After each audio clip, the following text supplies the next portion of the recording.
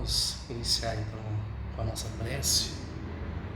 Todos possamos elevar o nosso pensamento mais alto, evocando e buscando sentir a presença dos nossos bons amigos espirituais, que sempre nos inspiram pensamentos mais nobres, para que esse nosso trabalho seja sempre efetivo no sentido de oferecer cada vez mais recursos, tanto para nós que estamos aqui, quanto para quem vai assistir, condições melhores para que possamos lidar com o nosso desafio que é a vida, e principalmente nesse momento tão precioso que estamos passando, essa oportunidade de adentrar na profundeza do ser humano, começando primeiramente com os nossos lares, começando estendendo para os nossos familiares, agora vencendo as necessidades das nossas agendas cheias, nós possamos ver um pouco mais além do coração humano.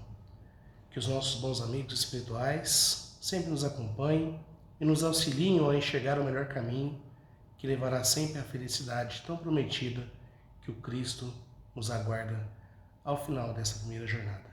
Que assim seja. Que assim seja. E o Evangelho aberto aqui para que possamos inaugurar, nossa noite de estudo e aprendizado, foi no capítulo 2, Meu reino não é deste mundo, a vida futura. Tornou, pois, a entrar Pilatos no pretório e chamou a Jesus e disse-lhe: Tu és o rei dos judeus? Respondeu-lhe Jesus: O meu reino não é deste mundo.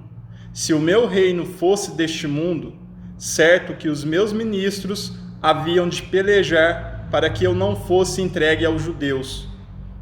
Mas por agora o meu reino não é daqui. Disse-lhe então Pilatos: Logo tu és rei?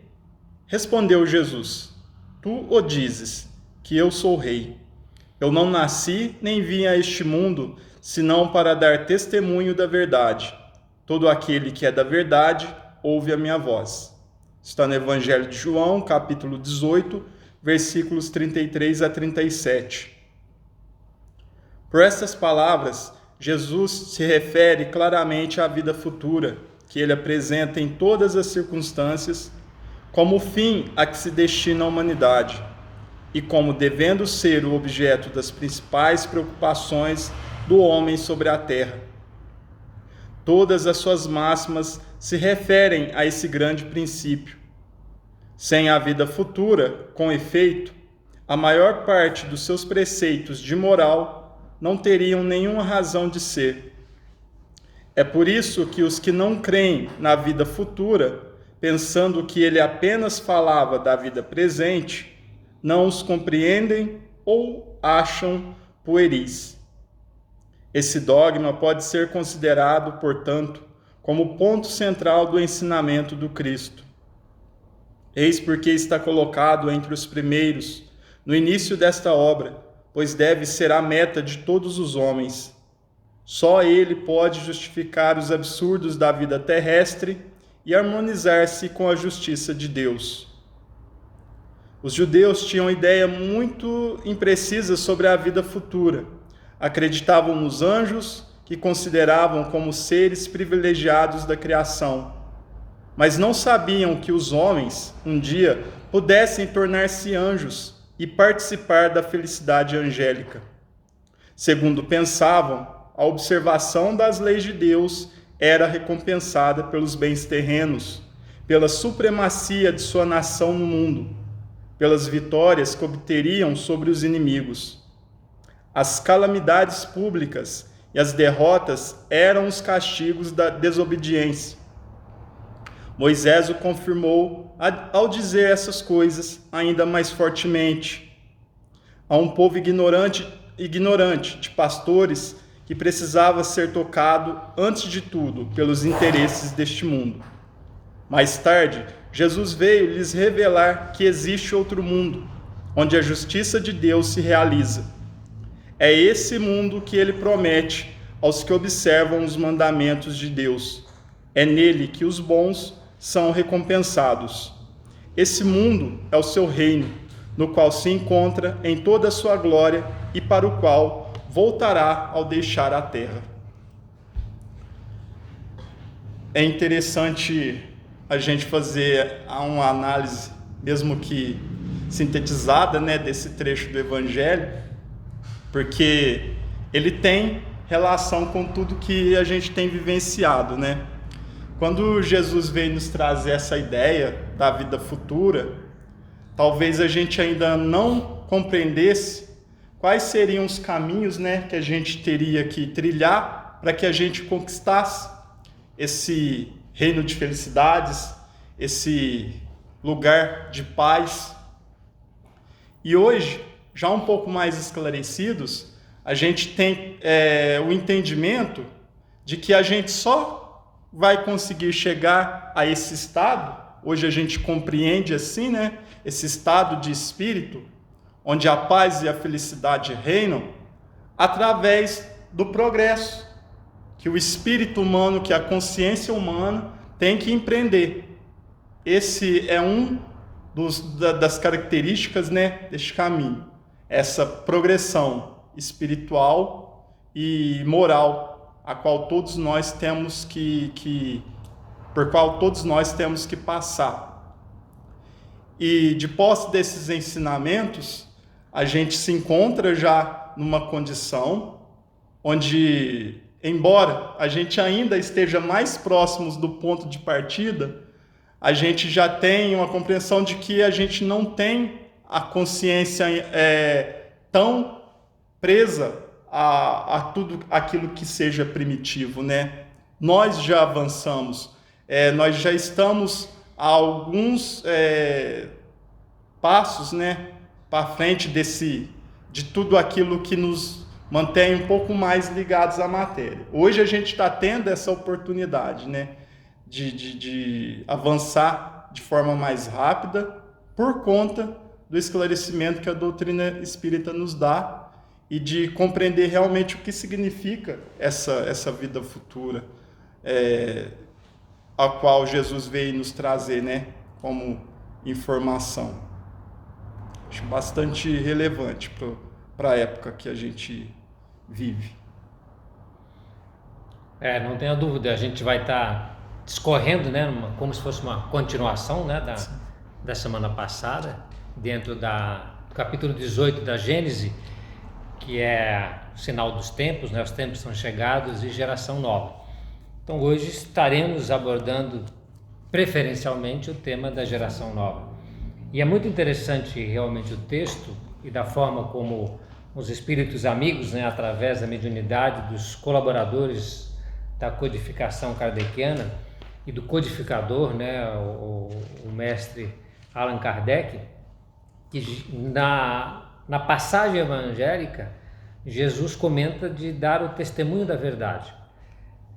E essa é uma tônica extremamente presente em todos os momentos da humanidade, que em muitos deles nós nos distanciamos dessa verdade.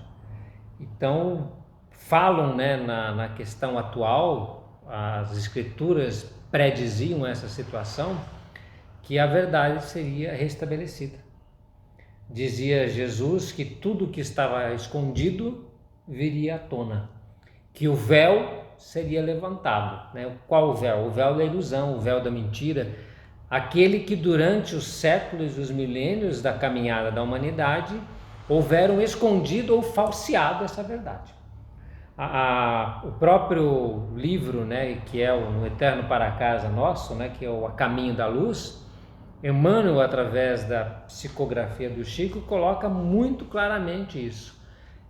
Inclusive o Evangelho. Em determinado momento, o cristianismo, as lições do Cristo foram falseadas na sua essência e foram manipuladas por nós, à época, e por nossos irmãos, justamente com o intuito material de conquista, de poder, de manipulação de massas. Infelizmente, por isso que ao longo da história a religião houvera sido prejudicada nos seus propósitos por conta do uso ao qual se serviu por uma humanidade que sempre quis, através dessa manipulação, esconder a verdade.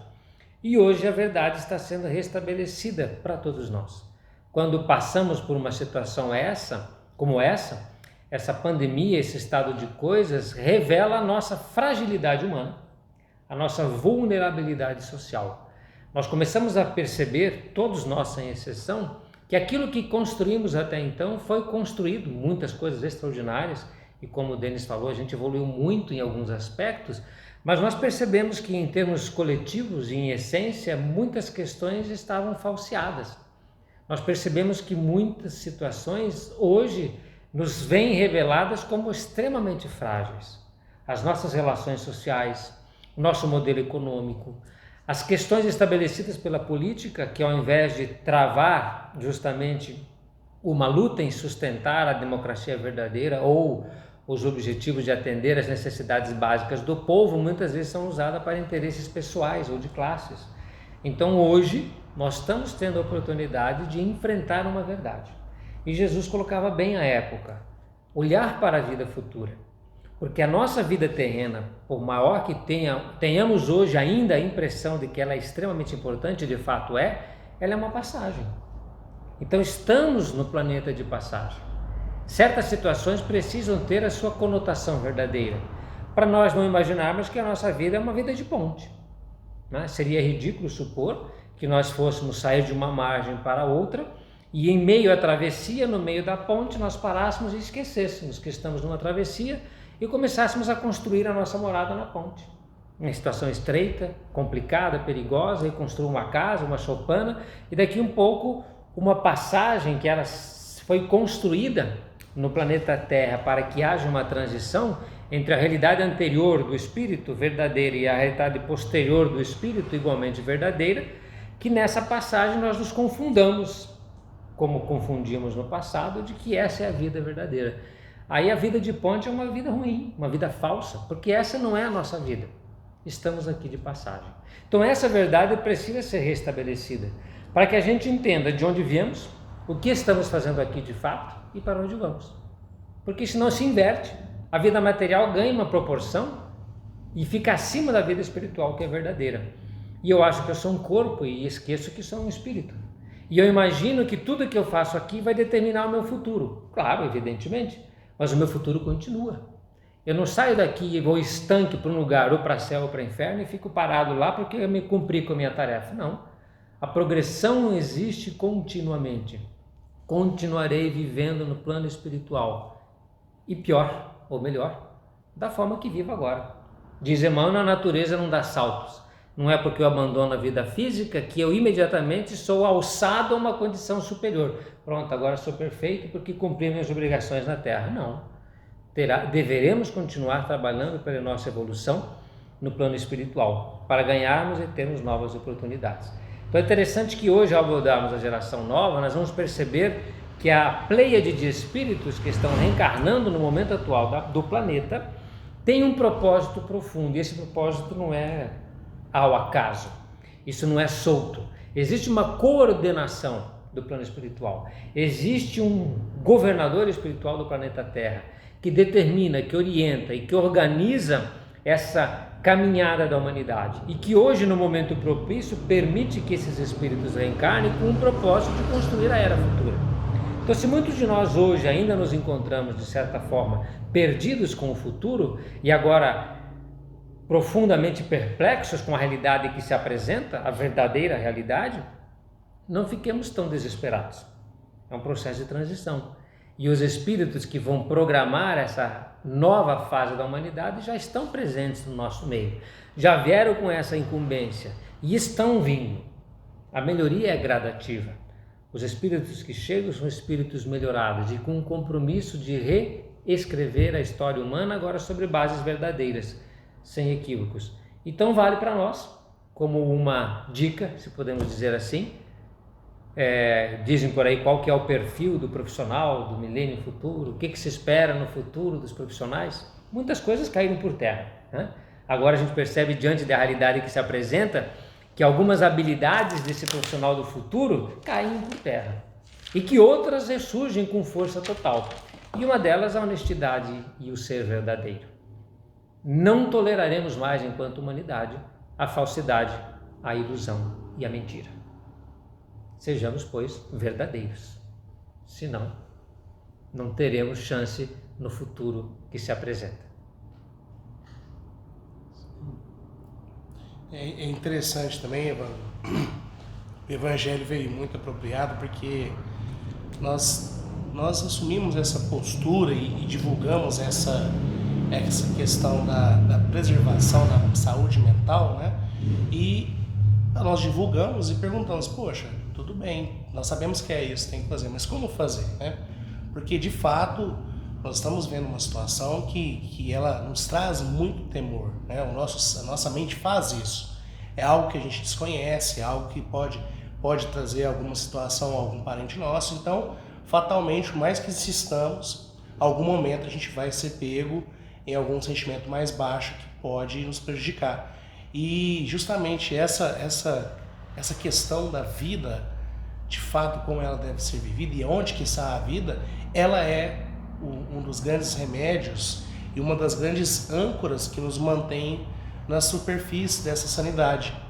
Porque tendo total confiança nisso, e essa confiança, essa fé, essa convicção que é a fé verdadeira não se adquire de um dia para a noite, talvez nem uma vida a gente consiga adquirir ela, mas esse é uma espécie de mantra que a gente pode ir utilizando, sempre conversando com nós mesmos, fazendo essas autossugestões, porque num momento que uma grande carga de estresse nos envolve, a gente perde a lucidez facilmente, isso é o nosso forte. Então ter essa convicção e sempre buscar o recurso dessa informação no Evangelho, isso é para nós um grande remédio, que vai nos manter essa saúde mental, né? E isso mostra para nós o quanto que isso que é uma das necessidades que temos de desenvolver nesse momento, né? Nós percebemos que a nossa humanidade, todos nós, né, incluindo nós, assim, porque às vezes quando a gente fala, parece que nós estamos, né, não estamos de forma alguma, muito pelo contrário, nós vivemos uma relação muito de assistencialismo, de esperar que alguém apareça, que alguém resolva, e agora o mundo urge para que nós tomemos uma postura de protagonismo do que nós precisamos fazer, né? Eu achei muito interessante isso que você colocou sobre as verdadeiras virtudes que o novo profissional, eu acho que até a gente podia estender até o novo humano, né, daqui para frente, né? As virtudes que muito é dito, né, fica muito em algumas esferas de treinos de inteligência emocional, fica muito na questão do RH, mas pouco praticado, né, na essência, né? E isso é muito importante porque a honestidade, às vezes, ela se estende a tudo, né? E uma coisa que acredito que está mostrando para nós é que nós tínhamos relações tão superficiais que às vezes com o intuito de conquistar não só amizades, mas também posições mais privilegiadas em certas empresas, nós fazíamos nós inflávamos uma imagem de nós mesmos que na verdade não condizia com a realidade, né? Numa entrevista de emprego, quantas pessoas têm facilidade naquele momento especial que o RH te pergunta assim, ó, cite 3 defeitos seu. Quantas pessoas têm facilidade de fazer isso? Eu não tenho nem um mínimo de facilidade de fazer isso, né?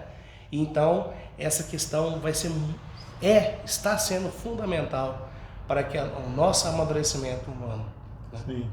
Dentro desse perfil, né, do qual esse espírito pertencente a essa geração nova ele vai ter, eu acho que é sempre importante destacar, vocês dois pontuaram isso nas suas falas, essa questão de ele tá sempre buscando, tá sempre propenso à prática do bem.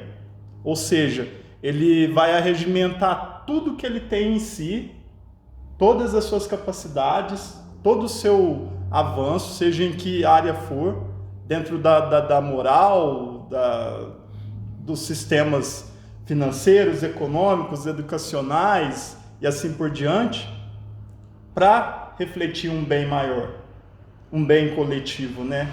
Acho que essa é a característica principal do espírito pertencente a essa geração nova. E a gente percebe na leitura do texto que essa troca, essa substituição dos antigos, entre aspas, né, pelos novos, ela vai sendo feita de uma maneira lenta e gradual. não é nada assim da noite para o dia, de um processo rápido. Ela, às vezes, se a gente parar para analisar, a gente já até percebe esses espíritos em torno de nós. Já há muito tempo, eles já se encontram junto de nós. Então, assim, por provas incontestáveis, por tanta disposição, por tudo que muitos aí já fazem, já produzem, né, na prática do bem, em todos os setores, sobre todos os âmbitos. Muito bom a gente poder ir, né, tendo a confirmação de tudo que nos foi dito, de tudo que a gente tem tido a oportunidade de aprender, de entender. E percebeu, veja, o tanto que, da minha parte, sou grato, e nós sempre conversamos isso, quanto nós todos, né, somos gratos pela oportunidade bendita de entendermos a doutrina espírita como essa ciência reveladora.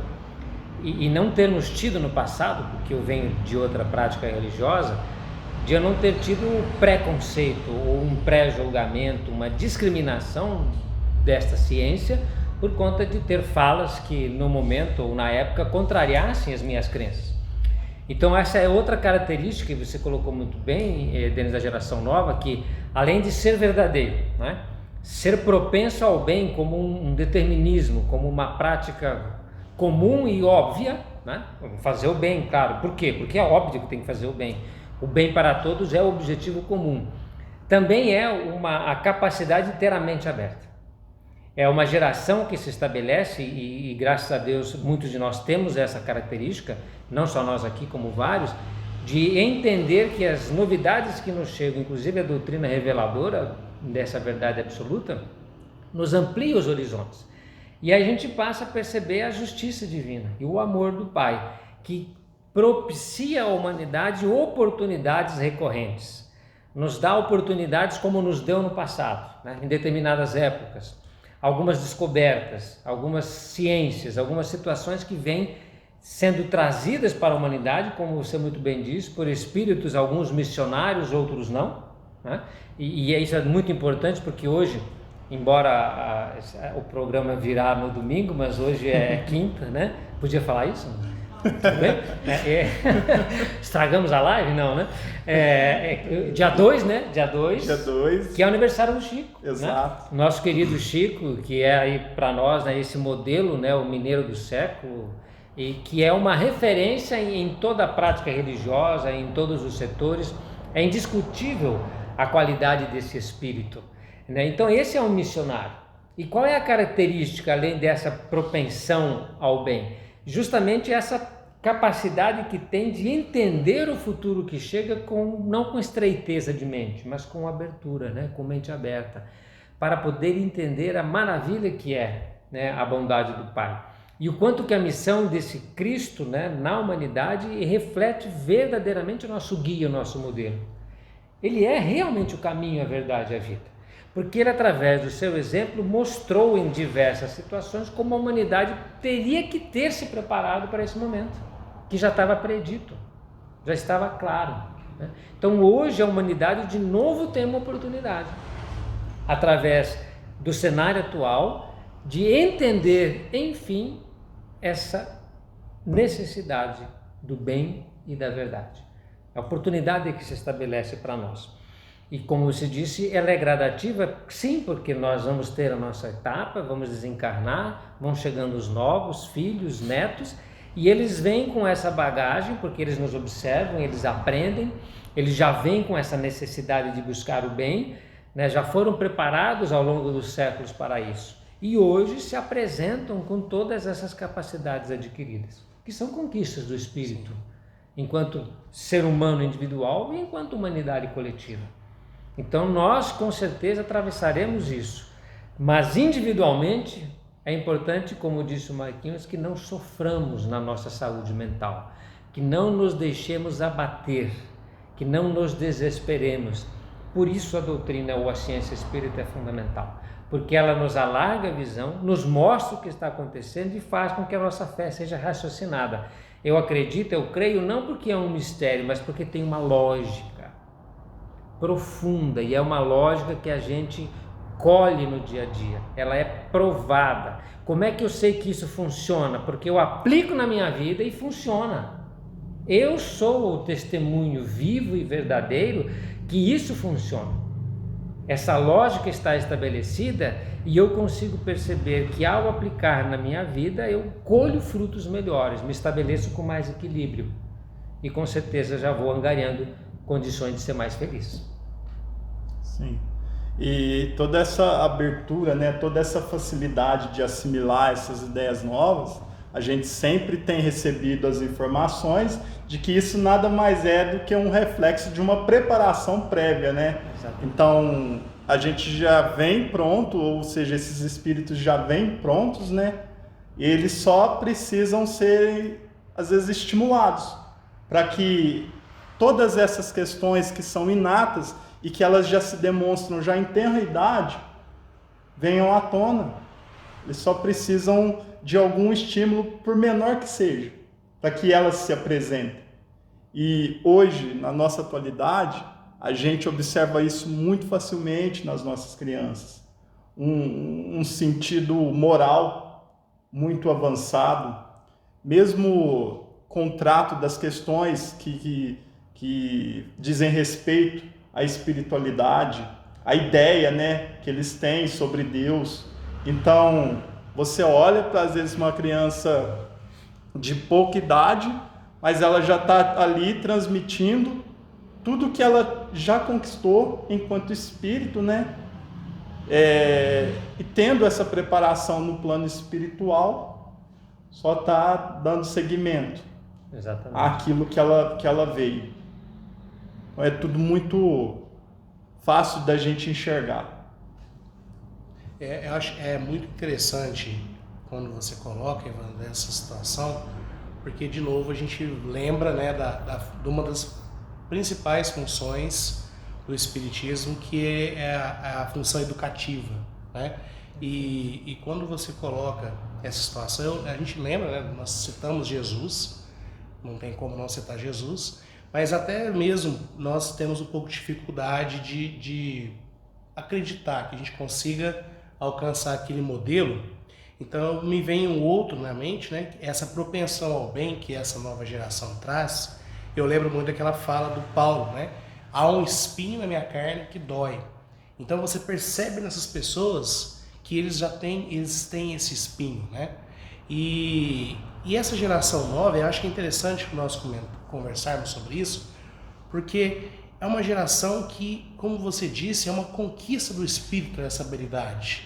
E com o Espiritismo nós sabemos que todas essas virtudes, todos os seres humanos possuem essa habilidade, né? Eles só saíram da posição de inércia e passaram a desenvolvê-la.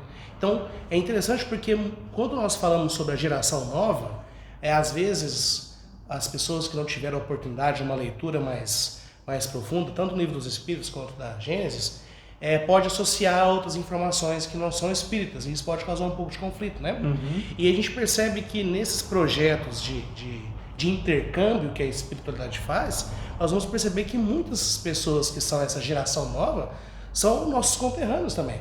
São pessoas que já passaram por aqui. Exatamente. E de repente tiveram uma oportunidade de um intercâmbio em outra esfera, para que lá pudesse assistir e ver como que faz. E isso ficou tão impregnado, tão convicto nele, que ele traz essa certeza para ele poder realizar aqui esse trabalho, né? Então, de novo, é uma tarefa feita com esforço, com labor. E eu acho que é preocupante deixar isso bem claro, porque o ser humano, na sua carência, às vezes ele se entrega a questões muito pueris e muito perigosas, no sentido de que, como você disse, esses seres, essa nova geração, tem uma mente muito aberta a adquirir conhecimento de forma muito mais confiante, né? Mas isso é diferente das pessoas que às vezes nós observamos que não são confiantes, são desesperadas, né? Que às vezes têm uma necessidade sempre de estar renovando uma nova religiosidade,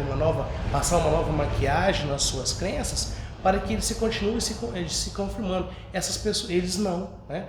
É interessante que eu lembro daquela sabedoria judaica, né? Eles falam assim, ó, No jovem está a força e no velho a sabedoria, né? Ou seja, eles já trazem o entusiasmo, mas também trazem a sabedoria, né? E você percebe a simplicidade que eles tratam com isso, mas não de forma simplória, de jeito nenhum, porque é uma profundidade muito imensa que eles têm nessa questão de ter vivido, né? E eu lembro de um outro filósofo que falava, às vezes, o enganador, ele falava assim, ele usava uma metáfora que o enganador, ele turva as águas do seu conhecimento para que você não consiga identificar a profundidade, né? Enquanto o que realmente é sábio, ele trata as coisas de forma tão simples e com pouca coisa ele fala muito. É o exemplo do Kardec, né? Kardec, em um capítulo, dava para você fazer 5, 6, 7, 8 livros só de um capítulo que ele falou. E foi sucinto, objetivo. E é a qualidade dessas pessoas que você observa, né? Então são lapidações, são habilidades que nós vamos passando por essa vida, porque em todos nós existe esse potencial e que nós vamos depurando ele, tirando as imperfeições, né? Existe em todo ser humano, o ser humano é um ser social, existe em todo ser humano a necessidade de fazer o bem, de cuidar do próximo, é uma necessidade que ele tem, mas às vezes ele está tão imerso em impurezas que isso pode prejudicá-lo, né? Nós fazemos conta de caridade. Olha, tem uma coisa que eu preciso fazer, uma caridade, então deixa eu ver se tem alguém observando, deixa eu ver se isso vai me causar visibilidade. Da onde que vem isso? Das nossas carências, da nossa falta de amor próprio, da nossa falta de aceitação, e acabamos nos mergulhando, enclausurados em prisões trevosas que nós mesmos vamos sofrendo. E a coisa assim, que pode parecer muito simples, mas não é fácil, o que essa turma fez foi justamente ter coragem de romper com esses grilhões e fazer o que tinha que fazer, né? E agora a gente tem a oportunidade de assistir eles e poder ver como que faz para a gente poder fazer, né? Bem interessante o que você colocou, e isso tem que estar bem claro, porque justamente pode-se fazer interpretações erradas, geração nova, e de novo sair fora da realidade, né, da verdade. Imaginar que são seres angelicais ou extraordinariamente evoluídos. Não, é exatamente isso. Somos nós mesmos, humanidade, de pouco tempo atrás, mas que tivemos essa oportunidade de fazer uma transformação. E aí você falando, eu me lembrei muito bem da época cristã. O trabalho de Jesus durante a sua caminhada, quando começou a convocar os seus discípulos, quando começou a estabelecer a Santa Aliança, vejam o que ele fez com cada um. Então, a caminhada de transformação dos primeiros cristãos é a nossa caminhada. Ela é possível. Eles fizeram no decurso de uma existência, né? Pedro, da forma que foi lapidado, né? E o que mais me chamou a atenção na sua fala, que agora eu lembrei, foi Saulo. Saulo foi a geração nova dentro de uma existência. Sim. Ele representava, antes de Damasco, as crenças limitantes, os complexos errôneos, né? De uma questão arraigada, às vezes até fanática, né? De uma devoção a Deus, porque Saulo era extremamente devotado ao Pai, ele era religioso, ele defendia Deus, por isso que atacava os cristãos, né? Na época não eram chamados cristãos, né? A sua luta, né, no apedrejamento de Estevão, o quanto que ele defendeu aquilo e o quanto que depois daquilo ele ficou incomodado, né? Essa situação nele mal acomodada. Mas ele entendia, na sua concepção, que defendia Deus, mas era o velho mundo arraigado, extremamente preconceituoso, discriminatório, mesquinho até certo ponto. E quando ele encontra Jesus, porque aí esse encontro que é importante a gente ver, como é que a geração nova se estabelece? Em que momento se fez essa conversão paulina? Nesse encontro com a verdade. Por isso que Jesus fala que é caminho verdade. Porque quando você encontra a verdade, os seus olhos se abrem, você tem olhos de ver. E é tão interessante a metáfora, porque Saulo fica cego. E ficando cego enxerga, né? Então os olhos de ver não são os olhos da carne, mas os olhos do Espírito. Então quando ele volta do transe, ele é outra pessoa, tanto é que gradativamente depois assume o nome de Paulo. É um novo homem que nasce. A geração nova é uma nova geração, mas ela vem da onde? Dos Saulos, do homem velho. Sim. É o homem velho que renasce novo, através de um trabalho de parto, que pode ser um trabalho de parto curto ou longo. Pode ser 9 meses, pode ser 9 anos, pode ser 9 décadas, pode ser 9 milênios. Mas essa gestação, esse parto vai ocorrer e vai dar origem a um novo ser. E os partos são dolorosos? São. porque não vem à toa. Se não tiver uma dose de sofrimento, de renúncia, de sacrifício, a luz não se faz. O homem novo não se estabelece. Por quê? Porque ele está comodamente instalado dentro do útero, fechado, na caverna de Platão, né? No egoísmo, nas coisas que ele aprendeu a se suportar ou a se segurar, e isso tudo tem que ruir abaixo. É a lição do desapego. Por isso que o mundo hoje vai ruir nas suas estruturas, para deixar o homem solto no deserto da vida, cego ou sem enxergar, porque desse sacrifício, desse parto, nascerá a nova humanidade. Então, muito embora a geração nova está reencarnando, muitos de nós podemos ser, no decurso da existência, a geração nova, porque entendemos que do jeito que fazíamos, como Saulo percebeu, já não cabe mais. Opa, não é assim. Agora é assim. Então eu posso, nesse decurso de conversão, fazer um sacrifício, uma renúncia, de abandonar velhas práticas, nem que seja nos 45 minutos, a gente fala de Dimas, né? Já no finalzinho, de repente, opa, chega, né? Já não serve mais, e vamos voltar os olhos para o novo, para aquilo que nos chega. Então todos nós, independentemente da nova geração que chega, através das reencarnações sucessivas, temos condições, se já não fizemos, de agora, nesse tempo que temos de reflexão, de analisar as questões que estão acontecendo, de perceber que isso tudo fica para trás, é um modelo que serviu ou não serviu, foi bom ou não foi bom, não interessa, é passado. E eu faço a minha conversão para que eu possa restabelecer-me dentro da verdade, do compromisso com o bem, com a justiça, e aí sim estabelecer relações em profundidade, sendo protagonista, e entender de fato o que significa ser humano, né? Na nova era que nos chega e que pertence a cada um de nós, né? Por herança. Sim. Eu penso, Evandro, que outro mantra, né? Vamos usar esse mantra só para ficar fácil o entendimento da associação, né? Mas a gente precisa se sentir muito privilegiados, porque essa turma que você está dando exemplo, né? Lógico que a gente sabe que junto dessa nova geração virão outros irmãos de outros órgãos muito mais capacitados, é claro, né? Os grandes mestres, professores, né? Mas veja o que esses caras fizeram e quando eles fizeram. Lembrei de uma história que você contou para nós aqui do tio James, né? O quanto aquele cara Poxa, imagina na época cristã, 100 anos depois de 100 anos, né, na era cristã, como que era o correio naquela época. E o tio James conseguiu fazer organizações extraordinárias, né? E olha o que esses caras fizeram, Pedro. Paulo foi um subversivo. Olha, o Paulo mesmo depois que Paulo foi tão impactante na doutrina cristã que ele fez diálogos extensos com Pedro, os dois somando experiências, e o quanto que isso enriqueceu para o nosso entendimento cristão hoje, né? E hoje, olha o que nós temos à disposição. Hoje o mundo é praticamente global, né? Questiona-se sobre ainda a questão de desigualdade social, mas praticamente o mundo já todo é conectado. Então nós temos uma gama enorme de recursos para fazer o bem. Então olha o quanto que nós somos privilegiados para poder fazer essa transformação, né?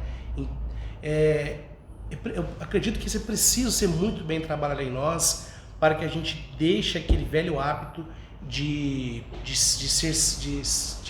enxergar a humanidade como castas, né? Aqueles são os caras, nós não. Porque isso, embora possa parecer distantemente uma humildade, não, muito pelo contrário.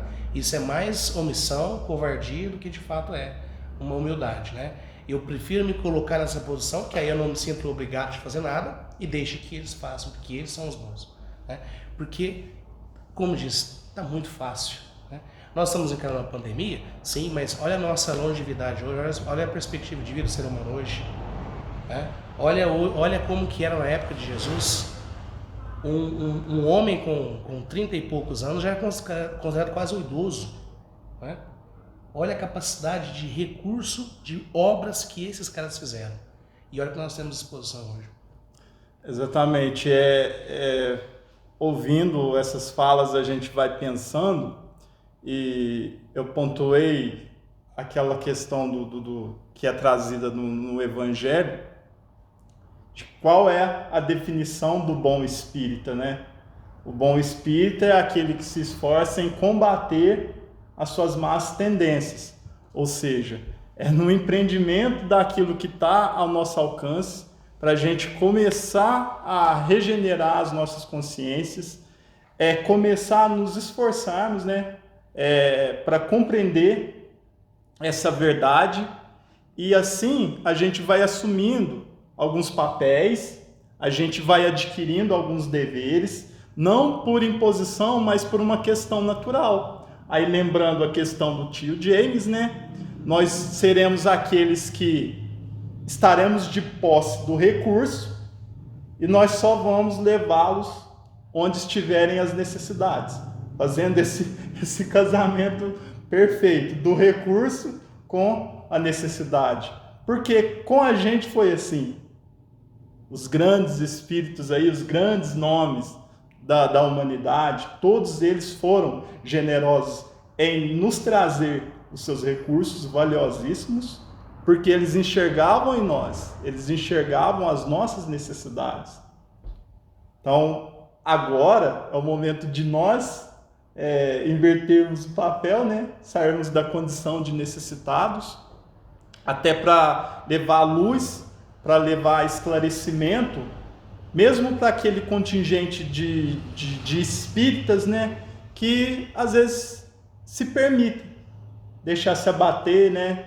Deixar se sentirem desanimados, desiludidos, talvez por uma falta de entendimento, né, de todo o processo, que não está nada fora das leis naturais, que tudo está obedecendo a uma cadência, a uma necessidade, para que a gente progrida, para que a gente evolua.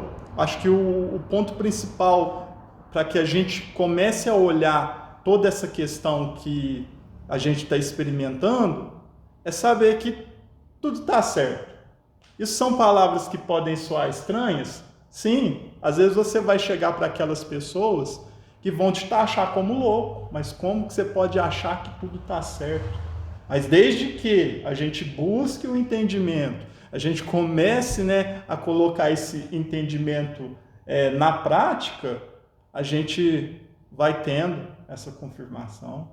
A gente vai tendo, vai avalizando, né, todas essas situações. Porque é interessante isso que você lembrou, né, e é importante lembrar dessa sequência natural das coisas, né? Não é nada extraordinário. Você vai se melhorando e a partir daí as suas oportunidades se ampliam, porque a sua visão se amplia. É clássica, né? Na busca da visão, você vai até a montanha, né? Ou para enxergar o horizonte você precisa escalar o monte. Então essa escalada, ela pode ser pedregosa, ela pode ser difícil, ela pode ser, e normalmente né? Eivada de dificuldades, mas você conquista a visão. Então essa é uma escalada íntima, onde vai depurando, né? Como você disse, vai lutando contra as deficiências, os bloqueios, as ilusões. Tem que desiludir-se todos os dias, e as desilusões, muitas delas são dolorosas, né? A gente fala que às vezes a gente não quer enxergar a verdade porque sabe que vai trazer uma dose de sofrimento, não é assim? E aí volta a atitude cristã, a coragem de enfrentar os medos, a coragem de enfrentar a verdade de si mesmo, que na maioria das vezes vai trazer num primeiro momento aí alguns fantasmas, só que precisamos enfrentar. Então de fato não só possível, mas ele é extremamente lógico, né? E é o nosso objetivo, de conseguir realmente fazer essa aproximação, né? Bem lembrado do tio James, né? da Santa Aliança, de trazer os recursos e ter essa inteligência, essa habilidade de perceber onde estão as necessidades e aproximá-los. E se nós vamos perceber isso, a gente sempre fala aqui do nosso padrinho, né? O Francisco de Assis. A oração de São Francisco é belíssima porque nos fala exatamente isso, né? Onde há ódio, então aí que está a necessidade, mas qual que é a necessidade lá? Do amor, então aproximemos o amor. Existem trevas, qual que é a necessidade? A necessidade da luz, então aproxima a luz das trevas. É como hoje estão fazendo aí os profissionais da saúde, né? numa situação como essa, o que a gente precisa, na verdade, para ficar tranquilo? Aproximar os recursos do doente. Então eu aproximo um leito de UTI, eu aproximo um respirador, eu aproximo uma vacina, eu aproximo uma cura, eu aproximo o remédio do doente em tempo hábil. Então é esse concerto dessa fala de São Francisco, essa oração maravilhosa, que a humanidade tem que aprender. Porque os recursos sempre estiveram aí. Sempre estiveram aí. E por que o recurso não chega naquele que precisa? Porque no meio disso tem um homem. Às vezes um homem egoísta, às vezes um homem cego, às vezes um homem poderoso, às vezes um homem ignorante, às vezes um homem que não é homem. E aí ele bloqueia. Porque quando Jesus fala, olhai os lírios do campo e os pássaros do céu, porque entre eles e a natureza não há um homem, de vez em quando há, né, que atira pedra em passarinho, mas vamos tirar essa parte, porque a natureza se preserva e aproxima de forma natural recursos e necessidades. Não falta alimento, não falta recurso, nem para o lírio do campo e nem para a andorinha do céu. E por que para o homem falta? Porque o homem tem o livre-arbítrio, ele pode simplesmente se interpor e dizer, não, isso é meu. Aí eu tenho um monte de recursos que ficam abarrotados nos cofres e um monte de famintos do outro lado. Louco, esta noite te pedirei a alma. E pode ser com o Covid. Né? Louco, para que tudo isso? Você vai comer o dinheiro, né? Então hoje, se a humanidade não conseguiu fazer essa questão ecológica e trabalhar um ecossistema tranquilo, onde recursos e necessidades se aproximam, porque eles se atraem de uma forma natural, é porque sempre houve um poder humano, por isso que o meu reino não é deste mundo, que se interpôs entre as bênçãos, os recursos e as necessidades.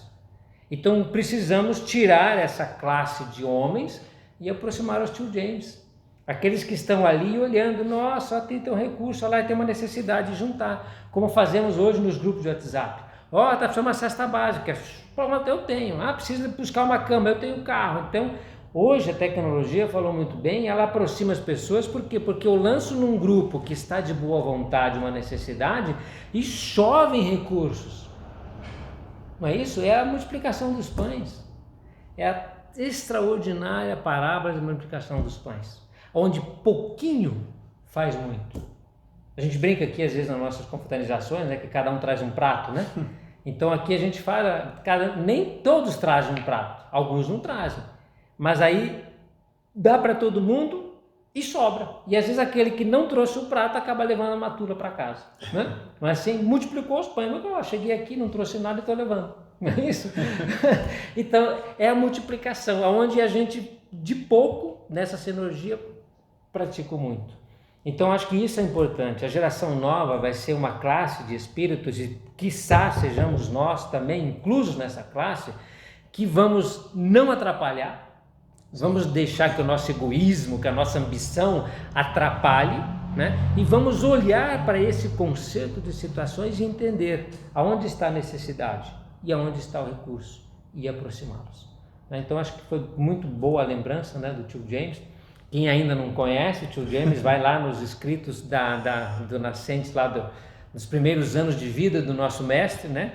Da história da Santa Aliança, né? Da relação com os essênios.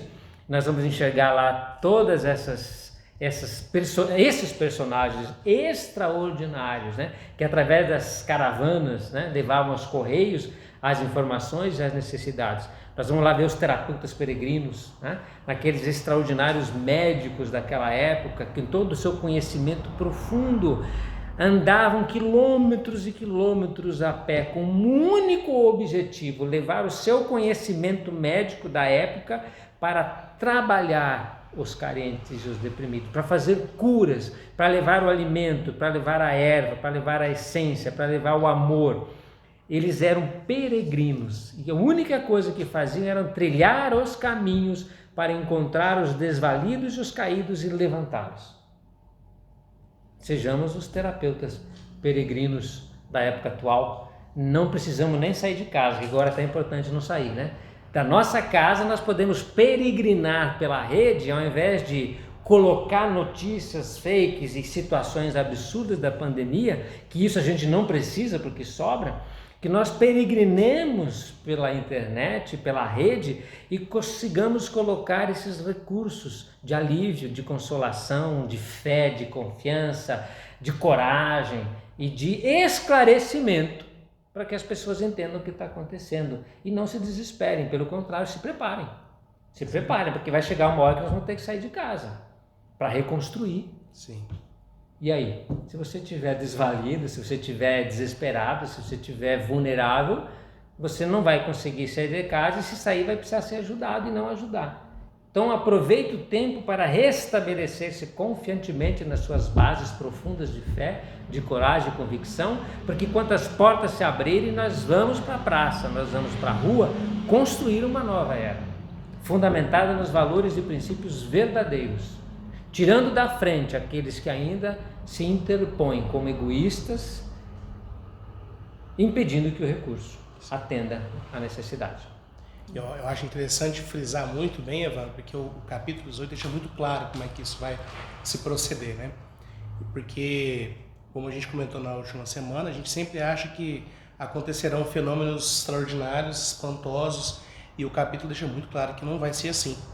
E uma coisa que é interessante também é como que vai ser o caráter desse novo mundo, porque nós esperamos um mundo de regeneração e a gente não percebeu que ele é um mundo de reconstrução. Exato. Vai ser um mundo de muito labor. Então nós temos nosso amigo engenheiro que pode explicar melhor para nós, né? Que nós estamos no momento de demolição do prédio. Então ainda não terminamos de demolir. A próxima etapa será o quê? Dar um direcionamento nos entulhos, para depois começarmos a base, para depois começarmos a construção, e isso vai ter muito trabalho vai ser exigido, né? E no mesmo tempo que vai fazendo essa realocação, retirando aqueles que infelizmente não vão se comportar nessa psicoesfera, né? Lembrando de novo, e o capítulo deixa bem claro, dizendo, né, que às vezes a gente se pergunta, poxa, será que eu me enquadro aqui? Será que não me enquadro? Será que eu vou para reserva? Ou será que eu vou para a série B? Para onde que eu vou, né? E o livro deixa bem claro, porque a nova psicoesfera que está instalando paulatinamente, ela vai gerar um desconforto para quem tem aquela rigidez mental que você comentou, né? A mente aberta, quem infelizmente apega-se aos velhos modelos, vai sentir um mal-estar que ele não vai ser bom para ele ficar aqui mais, infelizmente, né? Então a gente tem esse tempo ainda de moldar a nossa mente, né? De aceitar, porque essa coragem que você citou mais anteriormente, não é só uma coragem cristã. A gente fala dela aqui porque é a nossa filosofia, mas a gente vai notar que todas as conquistas humanas, todos os avanços humanos exigiu a coragem. O novo sempre exige você abrir mão do que você acreditava, dos velhos tabus, das velhas regras, para que você arrisque o novo. Lógico, com prudência, com responsabilidade, tudo, mas exigiu uma coragem, né? Exigiu, a gente pode pegar os grandes cientistas, quantos cientistas não arriscaram o seu nome, né, o seu respeito, porque decidiram seguir na contramão, né? E quando todos disseram você, olha, não faça isso porque isso não condiz com o nosso... Ele foi lá, arriscou e trouxe grandes coisas, né? E é assim em todo lugar, em todo momento, em toda a vida.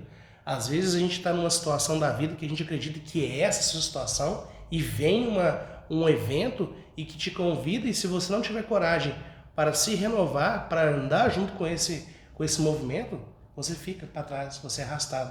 É justamente o que a gente está passando hoje, né? Então eu acho interessante isso ficar muito claro como que vai proceder. A substituição dessa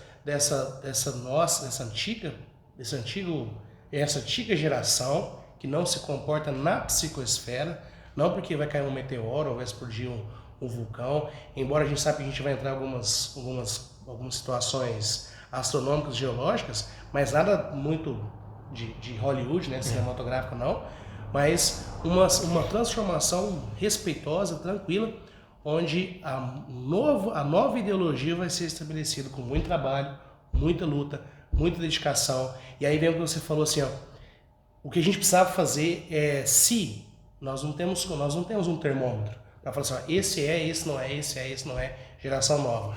Mas na dúvida, pelo menos a gente não atrapalha.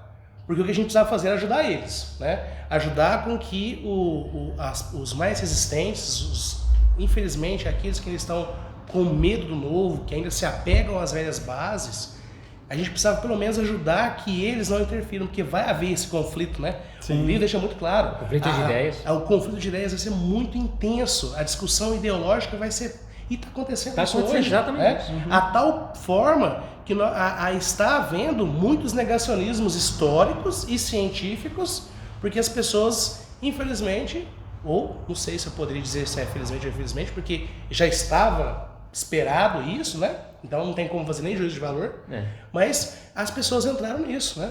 Chegam a negar evidências factuais na vida dela, porque ela está sendo envolta nesse conflito ideológico que nós estamos passando, que vai ser um dos mais dolorosos, né? Ao ponto de as pessoas negarem situações porque elas não viram com os próprios olhos e arriscar a vida delas, arriscar a vida dos seus familiares, de pessoas responsáveis com ela, né? Porque o que você tocou no assunto, existirão muitas pessoas que vão abusar do sensacionalismo, porque infelizmente é como um vício, eles têm prazer disso, certo? Eles vão alarmar, eles vão criar caos, mas eles esquecem que na verdade a maioria da humanidade é a humanidade que está sendo mais flagelada e ela pode estar sendo esquecida. Então essa pessoa pode estar acreditando que está fazendo um grande favor à humanidade, né? Divulgando coisas terríveis, mas que na verdade ele está causando mais calamidade, né? Então, como você bem disse, né? Escolhemos a posição mais saudável. Já tem essa turma que vai fazer isso, né? Então deixa ele fazer o trabalho deles. Que a gente possa fazer o trabalho mais saudável, porque existirão pessoas que vão sofrer muito, tanto com a pandemia, quanto com o que vai vir depois, quanto com as transformações que vai acontecer, quanto tudo, porque, como o Denis citou, né? É o processo da vida, a vida é isso, a vida é intensa transformação. A todo momento, a cada passo, a cada doença que você fica, a cada calamidade que você sofre, tudo isso a gente precisa ter essa convicção que está acontecendo para a sua transformação. Para a transformação, apenas isso. Não, a justiça de Deus, ela não é como a gente imaginava.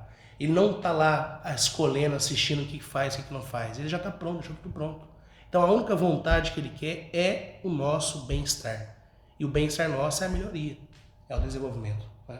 Por isso que as chaves do Evangelho, a gente sempre ressuscita as chaves do Evangelho, porque não tem como abrir mão. Nós não estamos nessa condição ainda, né?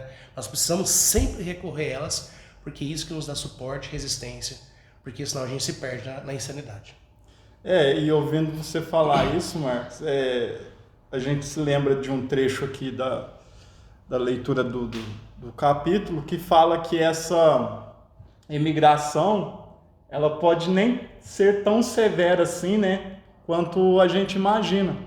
Porque mesmo no meio, né, desse contingente de espíritos que vão fazer parte, que possuem todos os requisitos para a saída, existirão aqueles que terão oportunidade, uma última oportunidade de se manterem nas esferas espirituais do planeta, para estando nesse ambiente espiritual, cercado de espíritos benevolentes que se interessam pela melhoria deles, eles tenham ali esse processo de regeneração um pouco mais avançado. E esses espíritos, entre aspas, inferiores, ignorantes, eles sendo emigrados, quando esses outros que permanecerem voltarem, eles vão estar livres da influência deles. Ou seja, o ambiente vai estar mais saneado, vai ser mais tranquilo para que eles coloquem em prática tudo aquilo que eles reaprenderam na, entre aspas, temporada que eles permaneceram, né, no plano espiritual, facilitando assim todo o processo coletivo. É muito interessante. E quando você citou o exemplo da natureza, Evandro, eu acho que foi inevitável não se lembrar daquela frase de Lavoisier, né, que na natureza nada se perde, tudo se transforma. E eu só queria trazer aqui para dentro da nossa conversa, que eu achei bastante interessante, e foi uma referência que me veio durante o estudo do capítulo, e está lá no livro 3º, capítulo 6 da lei, que trata da lei de destruição, no livro dos Espíritos, que fala dos flagelos destruidores, é a pergunta 737, que é a seguinte: com que fim Deus castiga a humanidade com flagelos destruidores? Resposta dos Espíritos: para fazê-la avançar mais depressa. Não dissemos que a destruição é necessária para a regeneração moral dos espíritos, que adquirem em cada nova existência um novo grau de perfeição? É necessário ver o fim para apreciar os resultados. Só julgais essas coisas do vosso ponto de vista pessoal e a chamais de flagelos por causa dos prejuízos que vos causam, mas esses transtornos são frequentemente necessários para fazerem com que as coisas cheguem mais prontamente a uma ordem melhor, realizando-se em alguns anos o que necessitaria de muitos séculos.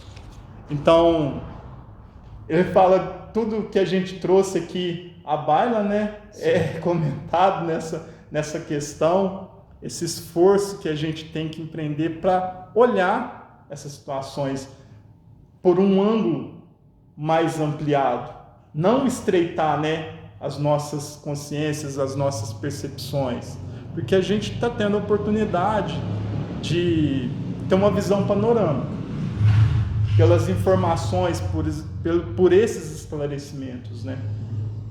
Sem dúvida, e bem lembrado. Já fica aí para casa, né? A gente sempre fala a leitura, né, desse capítulo do Livro dos Espíritos que fala da lei da destruição.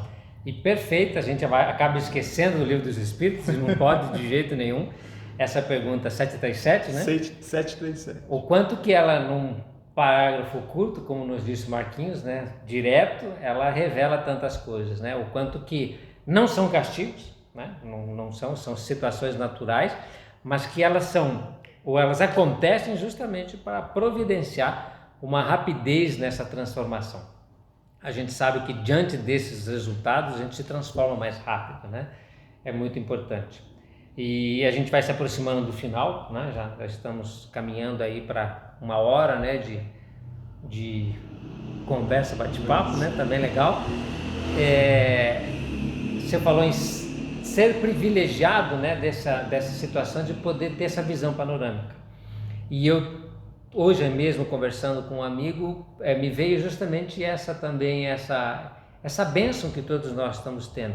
Porque a nossa geração, mesmo os mais novos aqui, mas a nossa geração, ela está tendo uma oportunidade extraordinária. Porque ela pôde vivenciar até o momento uma geração antiga, um estado de coisas do velho mundo, vamos assim chamar. E agora a gente vivencia a experiência de uma transformação e quiçá já poderemos enxergar o início de uma nova existência. Então vejam que reencarnação bendita é essa, né? De sermos a classe humana que vai vivenciar as duas experiências. Porque depois que passarmos por essa transição, as classes ou os humanos ou as gerações que passarão a vir depois, que vão estar nascendo, né, com tenros anos, não viveram o que nós vivemos há 10, 15, 20 anos atrás. Então nós temos essa bênção extraordinária de vivenciar até aqui uma realidade, passar por um momento de transição e já começar a ver, né, o raiar de um novo dia.